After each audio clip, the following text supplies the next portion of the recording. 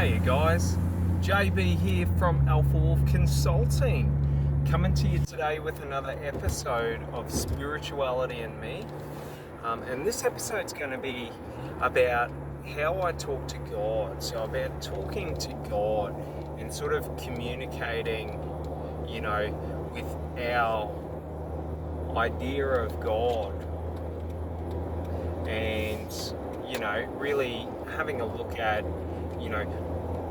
what is like communicating or talking with God individually to each of us.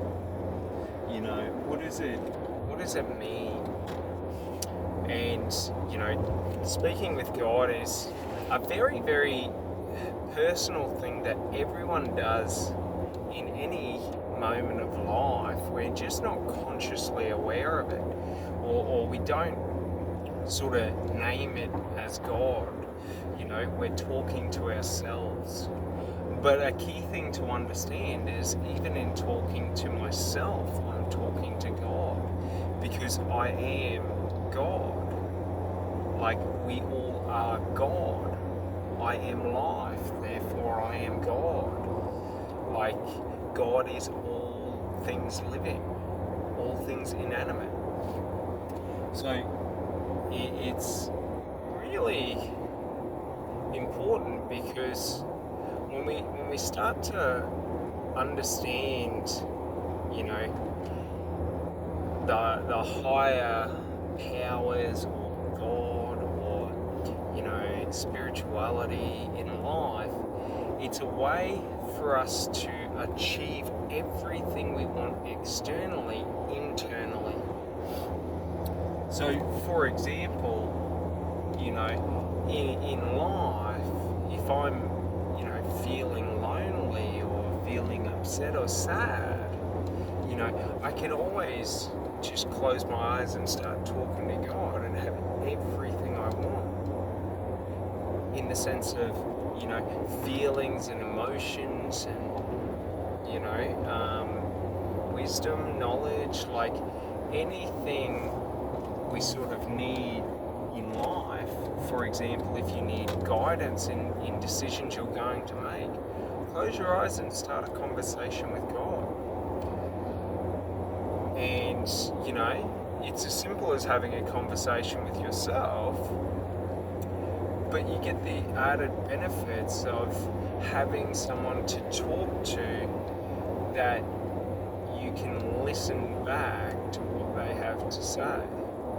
And the way this sort of works, for me, is that when I'm talking to God, I'm having a conversation with myself, and I'm sort of letting the conversation flow, where I'm asking questions and then talking it through. And what I tend to find is that, when I'm asking God questions about, like, for example, what are my next moves? What do I need to be doing next in life or in my profession or anything? And sort of where do you want me to go? And if we think about this in psychological terms, just in psychology, like, we're having that conversation with our inner self and getting the guidance, from our subconscious, from God. Like, to understand God is, like, we got to first understand consciousness, because that really sets the stage and the tempo for understanding what is God. How do I listen to God? And we've got to understand that our consciousness is formed deep in our subconscious brain. Now, our subconscious brain doesn't have access to language. It doesn't have access to reasoning. That's why it's a folly to ever talk to another about God and try and explain God logically. It's like trying to logically explain love. Yeah, you can describe it, but you can't tell someone what it is, because it's irrational. It's in the subconscious mind. it doesn't have access to the language. So to understand this is just when I'm speaking with God, what I'm doing is I'm talking through the problem and talking through different avenues, different pathways, different options, and sort of asking God, like, which is the right way for me to go, and then listening for my feelings of, is this right? Is this wrong? Because that's how God speaks back to us, is through the feelings in our chest and our heart, the emotions we get, the visions we get. When you close your eyes and dream of your dream life, that is God showing you what can be. Our mind shapes the reality around us and what is possible. Like, without understanding directly what we want and sort of having that framework, it's very difficult to sort of understand our direction in life. And for many years, I've always been highly spiritual and I've always talked to God, but I always saw it as I was talking to myself. And the thing was, when I had that perspective, I didn't listen to the information properly. And that's a funny thing.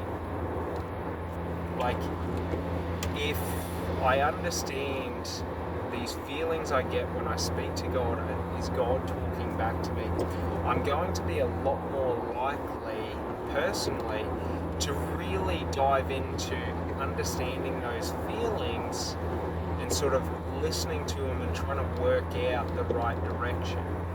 Because God doesn't say to you, you have to do this, this, and this. It's sort of, He'll give you an idea of inspiration, a spark, a quick flash, and then the hope builds and the excitement. And that's when you know you're talking to God. Because we got to understand the language of the universe has always been love. It's always going to be love. So when I'm there's a good reason for this. And the thing is that anger is an emotional state that's disempowering. So anger is associated to stress hormones, whereas love is associated to relaxation hormones. We're never stressed when we're in love. We're quite relaxed and excited.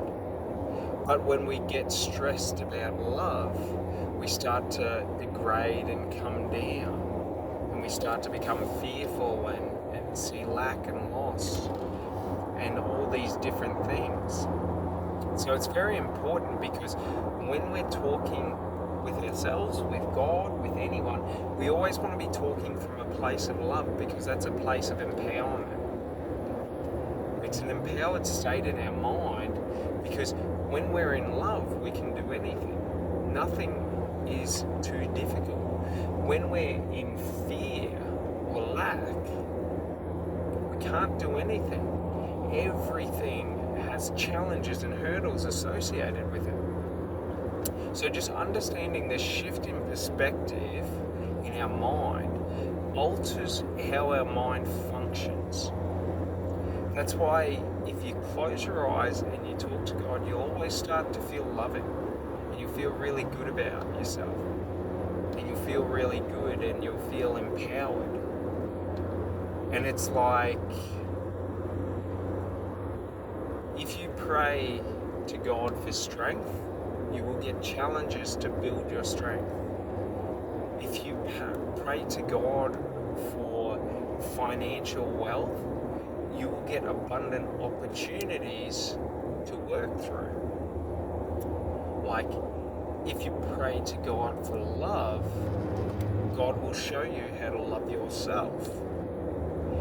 And many times, in my experience, in my life, when I'm talking to God, when I'm in that conversation with God, like typically we don't quite understand, or I don't understand exactly in the moment what needs to be done in terms of, if I'm asking God, what are the next opportunities I need to look out for, who am I meant to be looking out for? Because you got to understand, when you get that instinct or that feeling like, I should talk to this person, there's an opportunity, or you get a spark of inspiration, maybe about a business idea or a personal idea, and you get that inspiration to talk to that person, like, we should always lean in and react to that and do that,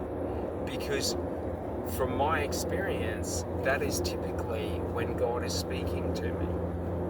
When God says, hey, go check this out. And it's not that those events work out perfectly, but there's always a cascading effect of different events and situations and circumstances that come up as a result of those interactions. And that's a funny thing I've sort of come to realize, is when talking to God, like, I have to listen, and then I have to try and understand, like what is the action I need to take when I get that inspiration, and how to take it. And then I just need to have faith and trust to go and execute.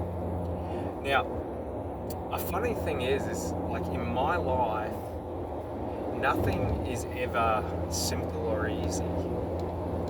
In terms of, to me, it's simple and easy, but typically I take the longest path to my destination.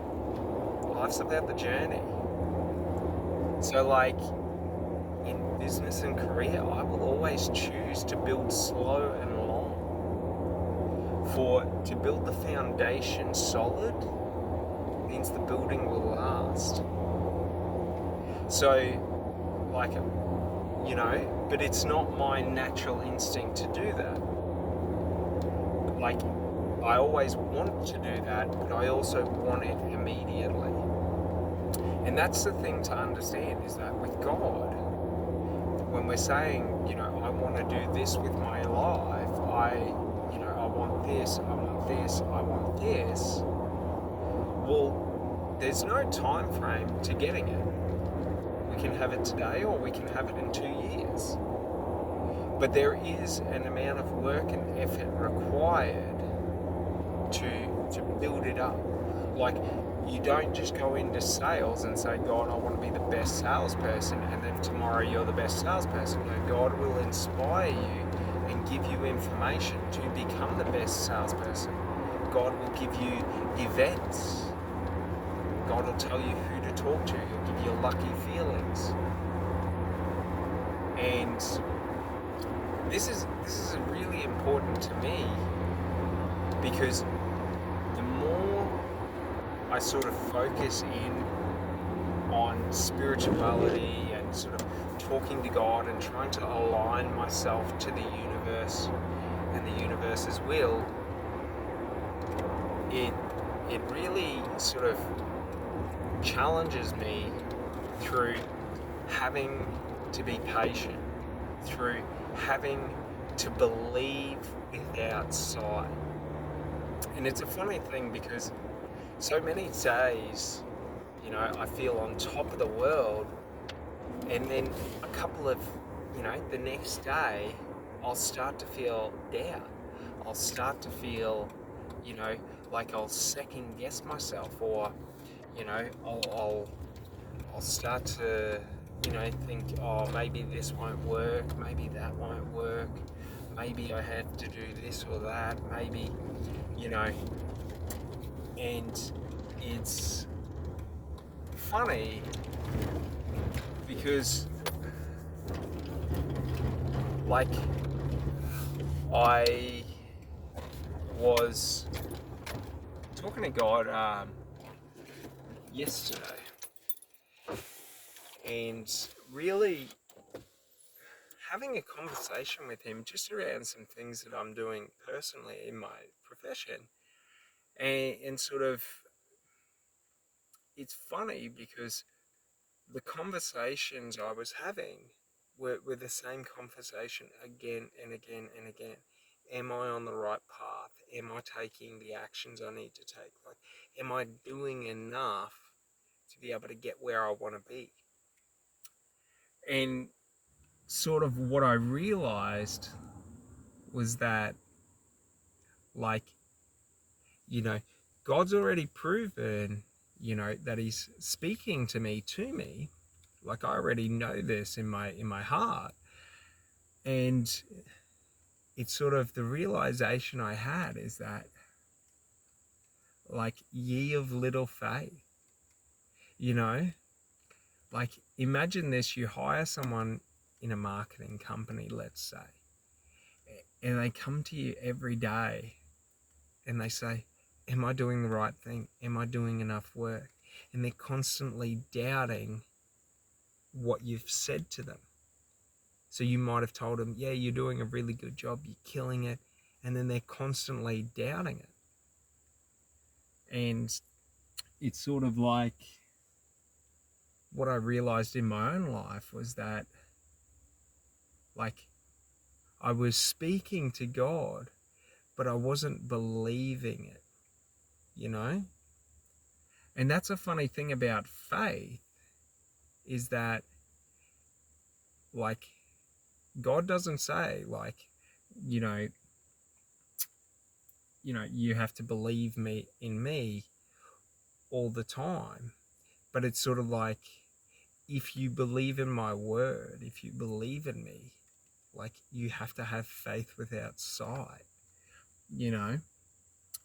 And having faith without sight is just accepting and knowing that, if I have a conversation with God and say, God, I want to do this, this, and this, and God shows me the plan and the pathway to get it and tells me to do the work, if I'm coming back every day asking, am I doing the work? Am I doing the work? Am I doing the work?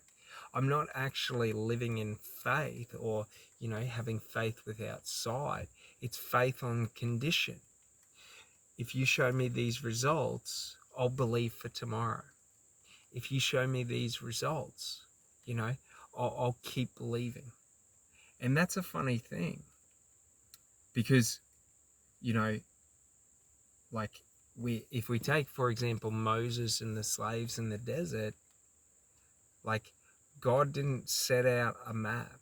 God didn't say, this is going to take 40 days, you should do this, this, and this. It's sort of, walk this path through the desert and I will protect you and I will look over you and I will, give you everything, support you, provide for you. And it's so funny because when I try and do this in life, I always find myself falling back into that trap of having to see the results before I will continue to believe. And this is a funny thing, because in life, the only things we need is time, effort, and belief, and we can achieve anything. But it's sort of like the time, the effort, and the belief have to be disconnected from the results. Regardless of the results, if I believe this path will reach my destination, I don't need to see the results. Like, it doesn't matter. If I walk that path and I'm a fool, that's okay. Like, it's this always wanting to be right, always wanting to know we're doing right, always wanting to have that reassurance. So it's sort of like, if we take relationships, it's like if one partner was constantly saying to the other partner, why are you with me? I'm not good enough. And that's sort of what I was saying to God. And when I doubted him and didn't have faith, was that I was saying, I'm not good enough. I don't think I'm worthy. I need proof that I'm worthy. I need proof that, you know, not that I'm the chosen one, but like in all of our lives, we are the chosen one. Everyone is the chosen one. Because in life, we all have the capacity to become the highest level of what we are. In terms of, if we want to be a giving person, we can be the most giving person. If we want to be a compassionate person, we can be the most compassionate person. If we want to be a loving person, we can be the most loving person. Like, we all can be the top of like what it means to be a human, you know, or the ideal of the perfect individual. Even though perfection is never something to seek, because perfection requires validation from external sources. So in order to have perfection, everyone has to agree on what exactly perfection is, but no one can agree. So perfection is a bit of a trap, because I'm trying to create myself into someone that I think everyone else will think is the right person, but no one has a consensus on it. So I'm never going to be right. So we just got to understand what perfect means to us.